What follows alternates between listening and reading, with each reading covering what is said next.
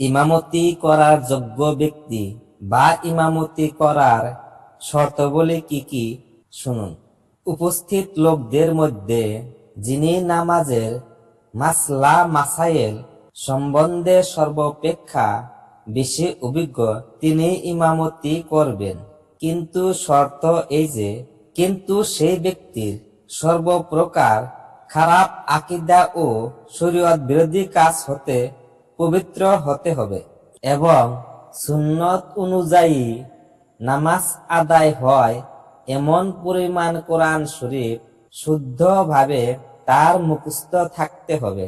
যদি সকলেই তার সমতুল্য হয় তবে যিনি কুরআনের কায়দা কানুন ও তাজবিদ অনুযায়ী তা অতিশয় বিশুদ্ধভাবে পাঠ করতে পারবে তিনি ইমাম হবেন। ইহাতে সকলে সমান হলে যিনি বেশি দিনদার ও পরহেজগার হবেন, ইহাতেও সকলে সমশ্রেণীর হলে তাদের মধ্যে যিনি অধিক বয়স্ক প্রাপ্ত সেই ইমামতি করবে। ইহাতেও সমকক্ষ হলে যিনি অধিক সচ্চরিত্রবান তিনি ইমামতি করবেন। ইহাতেও সমপর্যায়ের হলে যিনি সর্বাপেক্ষা সৌন্দর্যশালী হবেন তিনি ইমামতি করবেন।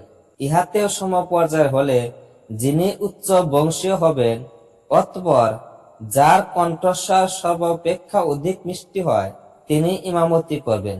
তৎপর যার পরিধানে উত্তম কাপড় হবে, ইহাও যদি সমপর্যায়ের হয়, তৎপর যার পরিধানে উত্তম কাপড় হবে, ইহাতেও সমান হলে উপস্থিত লোকজন যাকে মনোনয়ন করবে তিনি ইমাম হবেন। জনগণের মধ্যে মতভেদ দেখা দিলে অধিক সংখ্যক লোক যাকে নির্বাচিত করবে তিনি ইমাম হবেন। কিন্তু সাবধান যে যোগ্য লোক থাকতে অযোগ্য ব্যক্তিকে ইমাম করা গুনাহ।